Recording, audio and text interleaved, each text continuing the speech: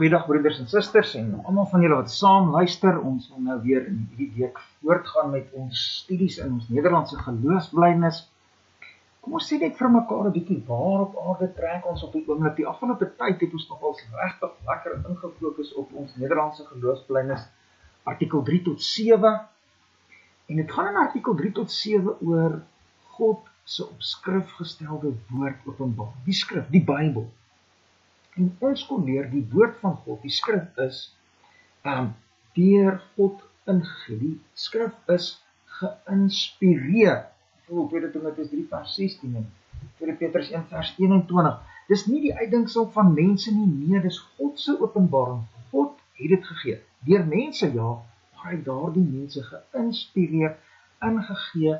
Die Heilige Gees het gesorg dat hulle volmaak neerskryf wat hy vir hulle ingegee het. Die volgende ding wat ons kon leer oor die Here se woord openbaring, die skrif, is dat dit absolute waarheid is. Dis absolute waarheid.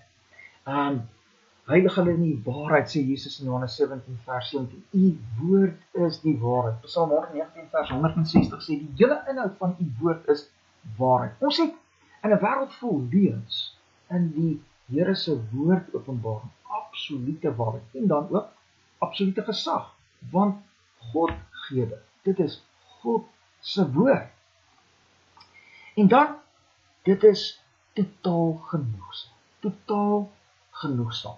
Genoegsaam om ons te lei tot verlossing in Christus. Genoegsaam om ons te bring in 'n lewende verhouding met God.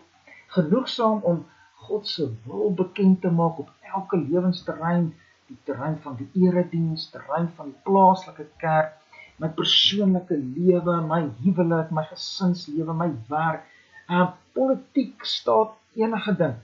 God se woord is genoegsaam om ons op daar alle lewensterreine te wys wat God se wil is op daardie lewensterrein. En dan, God se woord is genoegsaam om ons te lei in 'n lewe waarin ons hom verheerlik en geniet op elke lewensterrein waar die Here ons laat lewe.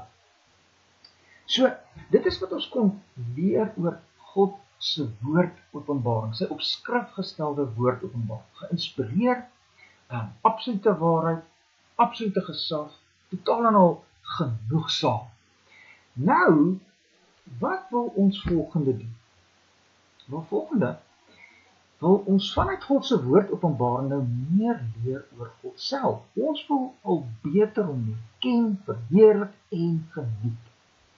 En daarom moet ons teruggaan na ons Nederlandse geloofsbelijdenis artikel 1.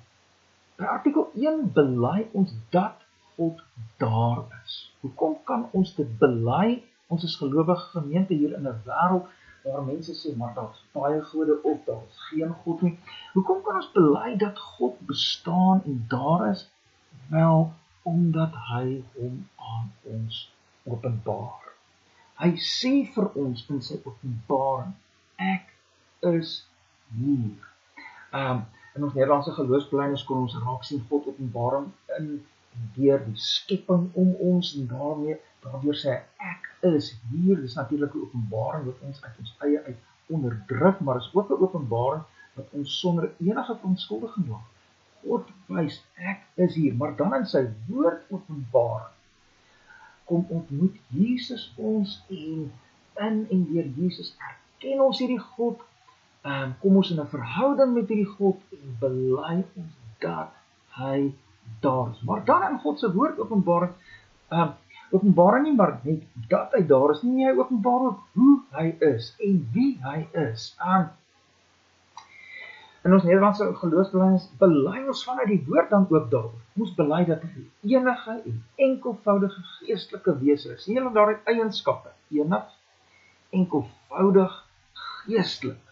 En ons wil nou in ons studie oor God vanuit die woord van die Here meer leer oor wat beteken dit as hy enig is, wat beteken dit as hy enkelvoudig is, wat beteken dit as hy geestelik is. Dit kan as 'n vreeslike abstrakte woorde klink, maar hier is geweldige wonderlike waarheid hierin wat ons moet leer verstaan en deur die Heilige Gees in ons lewens moet toepas. Ons bely verder in ons Nederlandse geloofsbelijdenis artikel 1 vanuit die woord dat God ewig is, onbegryplik is, onsienlik, onveranderlik, oneindig, almagtig, volkome wys, regverdig, goed, die alleroorvloedigste fontein van alles wat goed is. Dis alles dinge, eienskappe wat ons in ons Nederlandse geloofsbelijdenis bely, eienskappe van God.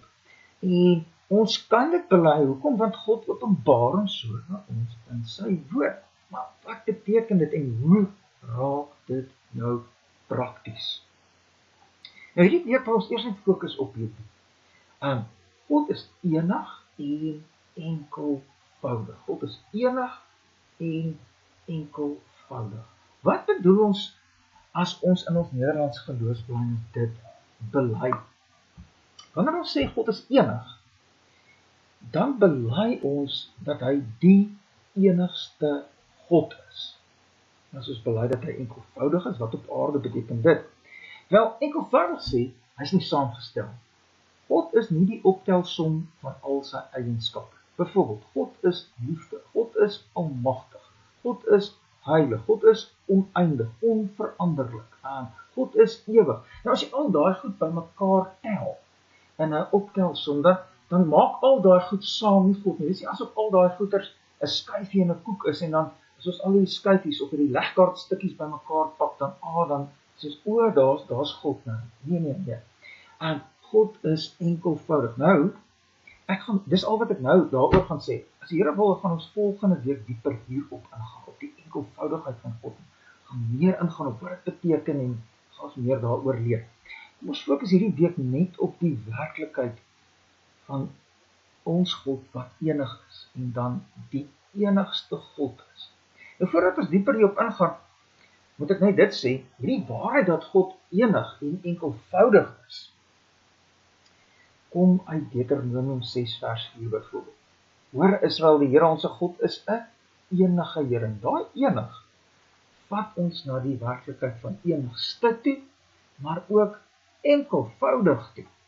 En soos ek gesê het, as die Here wil, ons is dan volgende week by daai enkelvoudig. Kom ons fokus nou net eers op die waarheid dat ons God, die Here, Jahwe, die enigste God is. Ons sien dit byvoorbeeld, wel daar in Deuteronomium 6 vers 4 sien ons dit, oor Israel, die Here ons God is 'n enige Here. Ons sien dit in Deuteronomium 4 vers 39, jy moet vandag weet en ter harte neem, dat die Here God is bo in die hemel en onder op die aarde, daar is geen ander nie. Ons sien in die Nuwe Testament, by 1 Korintiërs 8 vers 4, ons weet dat 'n afgod niks is in die wêreld, en dat daar geen ander God is nie, behalwe een. Nou, daar's natuurlik hordes ander plekke wat ook oor hierdie waarheid praat. Dit kan julle nou sommer self gaan soek. As jy byvoorbeeld 'n Bible app op jou telefoon het, dan kan jy met hierdie woorde, hierdie soekwoorde van geen ander God nie, een en so aan, gaan soek en dan gaan jy net raak sien, wow, hier is 'n baie belangrike ding wat die Here vir ons openbaar in sy woord. Ek is die enigste God. Ek is die enigste God. Nou goed, nou sien ons dit raak, dis 'n waarheid en daarom kan ons dit bely hier in 'n wêreld wat sê baie keer dat daar baie gode is of geen God is nie. Nee, ons bely dat God daar is en daar is nie 'n ander een. Hy is die enigste een. Ons bely dat Jahwe 'n werklikheid is. Hy bestaan en hy is God en nie maar net nog 'n God. Hy is die enigste God. Maar wat hou dit dan in? Wel, as die Here die enigste God is, dan beteken dit ook, hy is die almagtige God. En ons sien dit byvoorbeeld in Deuteronomium, hoofstuk 32 vers 39. Waar sê die Here, aanskou nou dat dit ek is en dat daar geen ander God naas my is nie. Weer die waarheid van ek is die enigste God. Maar dan sê die Here, ek maak dood en ek maak lewend. Ek verbrysel en ek genees. En daar is niemand wat uit my hand ruk nie. Hoekom nie? Want hy is almagtig. Hy is almagtig. As hy die enigste God is, dan is hy ook die almagtige God. Dit is wat van hom God maak, die absolute almagtige. As hy nie almagtig is nie, is hy nie waarlik God nie. Maar nou is hy die enigste God en daarom ook almagtig. Wat beteken dit nog as hy die enigste God is? Of wat hou dit nog in? Wel, as hy die enigste God is, dan is hy ook die oorsprong van alle dinge. Die skepper van die heelal. En ons sien dit nogals in Jesaja 44 vers 6. So sê die Here, die koning van Israel, sy losser, die Here van die leerskaar. Ek is die eerste en ek is die laaste en buiten my is daar geen God nie. Daar sien ons weer daai waarheid van, hy is die enigste God. Maar kyk nou hoe beskryf die Here homself, ek is die eerste. Voor my is daar niks anders nie. Ek is die eerste. Uit my uitkom alles voort. Ek is die oorsprong van alle dinge, die skepper van alle dinge. Ek is eerste. So, as hy die enigste God is, dan almagtig, ook die oorsprong en skepper van alle dinge. Nog iets van die enigste God, dit beteken ook dat hy selfgenoegsaam is, dat hy behoefte aan niks het. Die hele skepping is totaal afhanklik van hom, hy is totaal onafhanklik. Hy het niks nodig nie, as hy eerste is, en hy is nog altyd daar, en hy is die enigste een. Dit beteken dit, hy het niks rondom hom nodig, om hom te laat wees wat hy is nie. Nee, hy is selfgenoegsaam. En dan sien dit ook hier in Jesaja 44 vers 6. Ek is die eerste en die laaste. Ek kort niks nie, weet. Ek is nie net eerste en wat nou van die laaste. Nee, ek is alles. Ons sien hierdie waarheid ook baie mooi in Handelinge 17 vers 25. Ook word hy nie, sê Paulus oor God, deur mense hande gedien asof hy iets behoefte het nie. Ons God het 'n behoefte aan niks nie. Hy is die een wat aan almal lewe en asem en alles gee. Alles is afhanklik van hom. Hy het behoefte aan niks nie. Hy is die eerste, hy is die laaste. Hy is die enigste een wat daar is, sonder dat daar niks, enigiets anders is nie. Hy is dus selfgenoegsaam. En uit hierdie selfgenoegsaamheid van God borrel sy hele skepping voort. Hy skep, nie omdat hy skepping nodig het nie, omdat hy 'n skepping daar wil stel, en dit kom voort uit sy genoegsaamheid uit.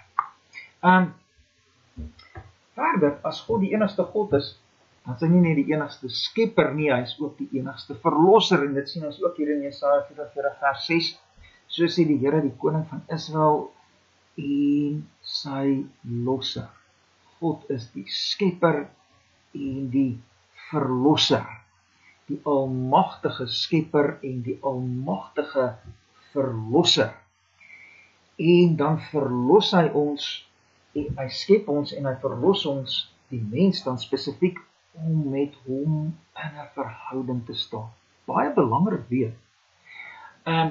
God skep ons nie om met hom in 'n verhouding te staan, omdat hy ons nodig het. Nee, hy is die enigste God, die almagtige, die oorsprong van alle dinge, in homself totaal ongenoegsaam, hy het ons glad nie nodig nie, hy het nie behoefte aan ons nie. Nee, as hy ons skep, skep hy ons vanuit sy liefde, en hy skep ons in 'n verhouding met hom, sodat ons hom kan geniet, en juist daardeur hom kan verheerlik.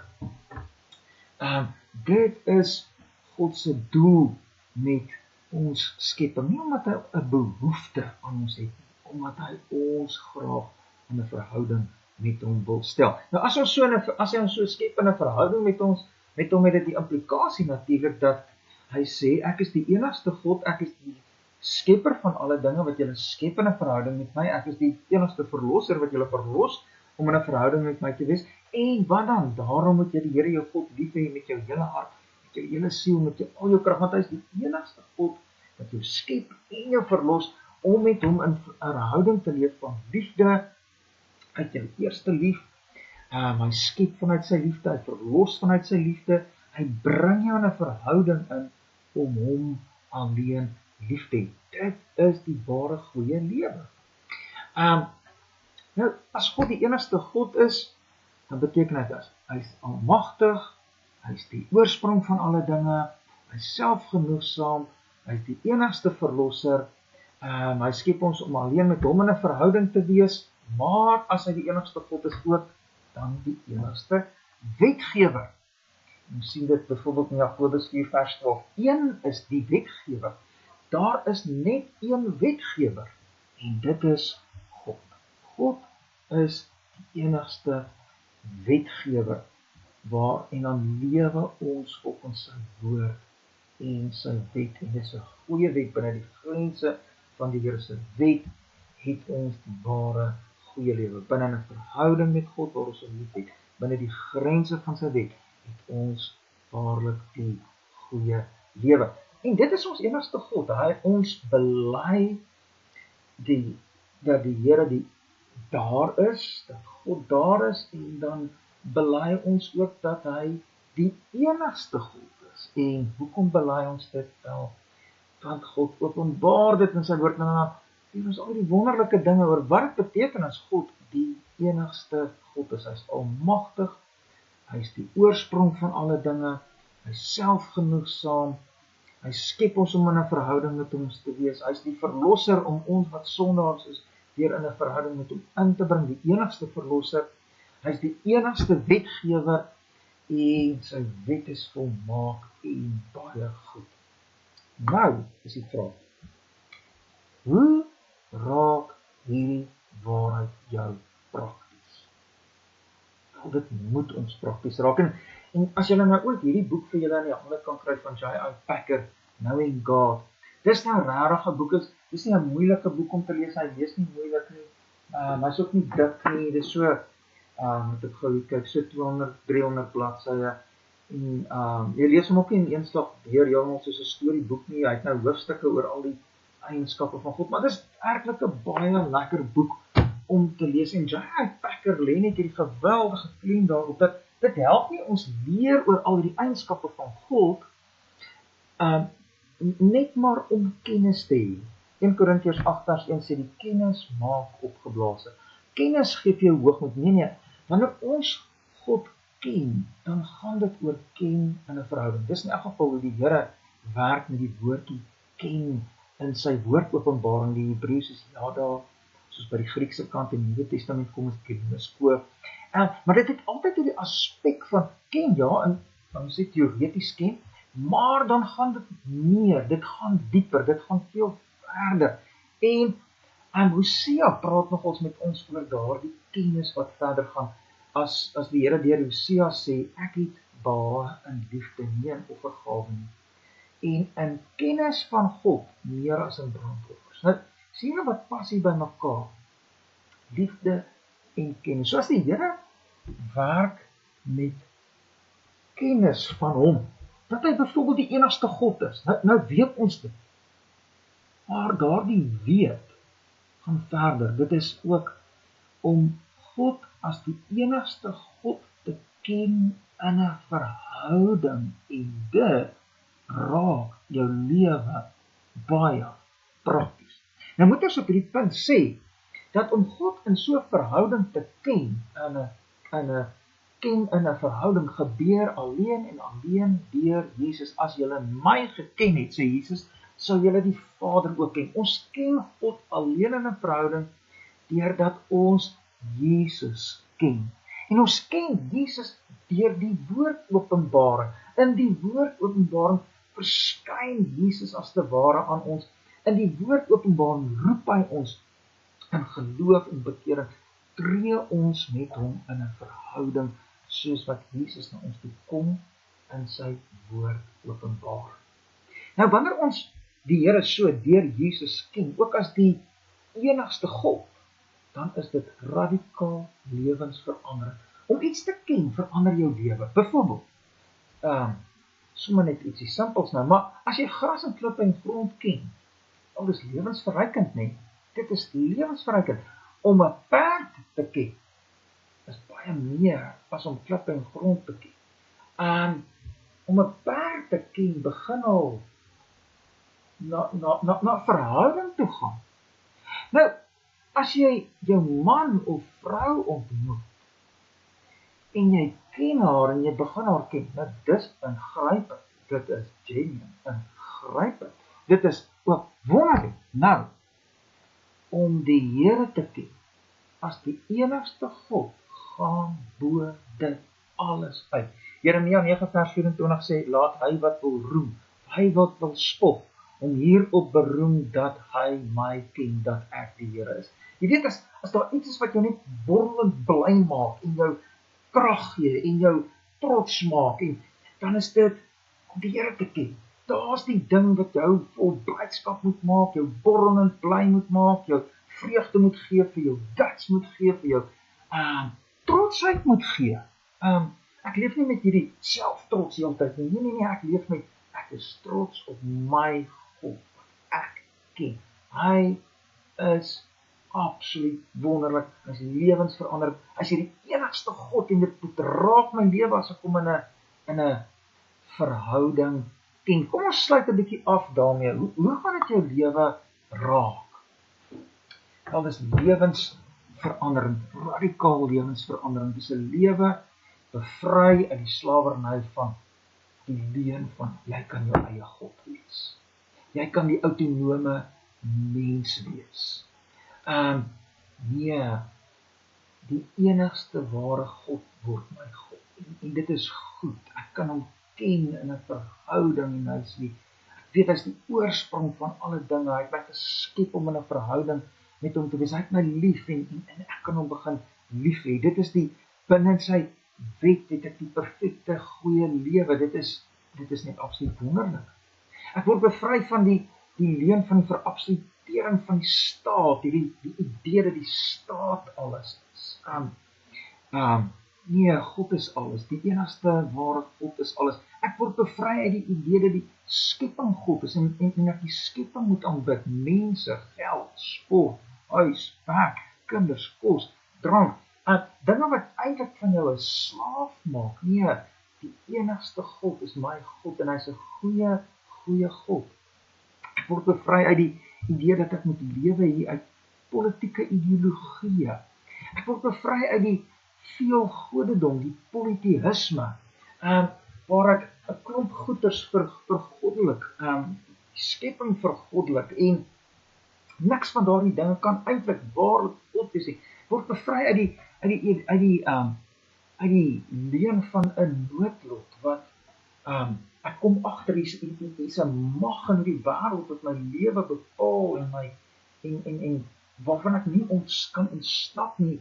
Maar as ek weet dat die enigste God my God is, dan weet ek hy is almagtig, dus hy bepaal my lewe heeltemal. En ek kan nie altyd verstaan hoekom hy my lewe op hierdie of daardie manier bepaal nie, maar ek kan weet, hy het my lief. Hy het my geskep om in 'n verhouding met my te wees. Hy het my kom verlos om in 'n verhouding met hom te wees. En hy sal vir my alles ten goeie laat meewerk. Ek word verlos uit die leuen van 'n lewe van relativisme, waar daar geen waarheid is nie, en ons almal soekers is, en ons swerwers is wat nooit vind nie. Nee, een is die wetgewer, naamlik God. Ek het sy woord, ek het sy waarheid. Word verlos uit 'n lewe waar my lewe in kompartemente verdeel is, en God in party van die kompartementies inpas, soos byvoorbeeld op 'n Sondag by die erediens, dan is God daar, of as ek huisgodsdienst hou, maar die res van my lewe is God nie daar nie. Nee, as ek die enigste God is my God het, en ek ken hom in 'n verhouding, dan weet ek, hy is die eerste en hy is die laaste. Hy is van A tot Z op oor my totale lewe, en dit is baie goed. En kyk, wie is hierdie goeie God? En ons gaan, soos dit ons nou aangaan, meer oor hom leer vanuit die woord, meer oor sy eienskappe, net al meer agterkom. Hy is die alleroorvloedigste fontein van alles wat goed is. So kom ons stop dan hierso. Vir vandag, ons was by die waarheid dat ons God die enigste God